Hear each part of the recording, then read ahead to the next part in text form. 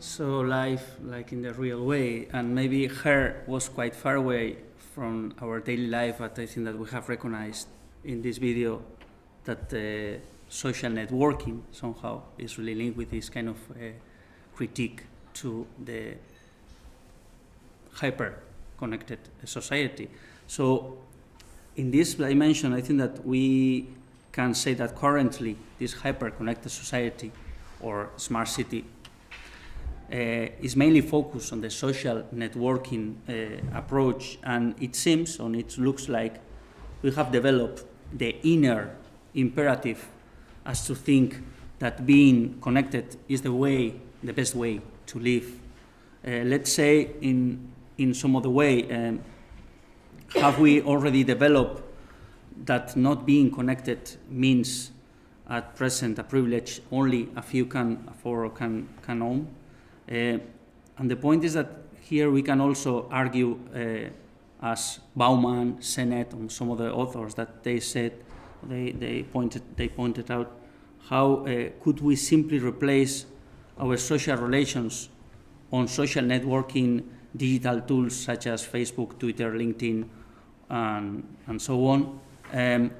Are we increasingly forgetting, that's what Bauman argued, are we increasingly forgetting the ability to produce and retain social relations? Yesterday was a really good article in LSE, published in LSE by Richard Sennett, called Stupefying Smart Cities. I really recommend you reading it. Can we then reduce the wall of relations to a certain amount of hours per day plugged with our social digital networks? How beneficial are these social digital networks for our daily lives? The point is that what we are just here defending is that we have badly assumed that social networking means directly social capital, and they are not the same, mainly because it is some kind of self-declaratory nature of hyper-connected societies that they foster trusting interactions and contribute to increase social capital, which is an incorrect assumption in our opinion. By using just social digital networks, can we enhance, produce, keep, and create our social world? Are we losing the real, physical, authentic setting of physical encounters? How can we design public spaces in cities if we just think that social capital can be produced by social digital networking tools? How much social capital is generated by using social digital networking tools? Is similar social networking occasional interactions and trust-based social capital?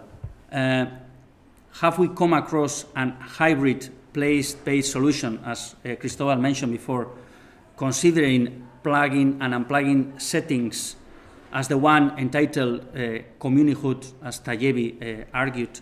And finally, while the construction of social capital requires a place that allows for physical contact among its members, it could benefit from plug artifacts to share and create a sense of belonging. So what we would like to argue here is that it's really common to find that social networking is simplified as social capital, and we think that this is quite a simplistic way to analyze what trust and what interactions and what social relations are in society. Okay, so we are in the 7 now. And we already saw a very depressive video, so I promise that this one is not going to be that depressive. And in order to do, we use the Stan Perskovich artist, which we think is brilliant. It's the same one of the previous image of the camera that was recording the person putting the password. So Perskovich plays a lot with these ideas and some of the tension in our current society. So as I said, let's watch the video that suggests some collapse in terms of context, and then we will provide a couple of ideas.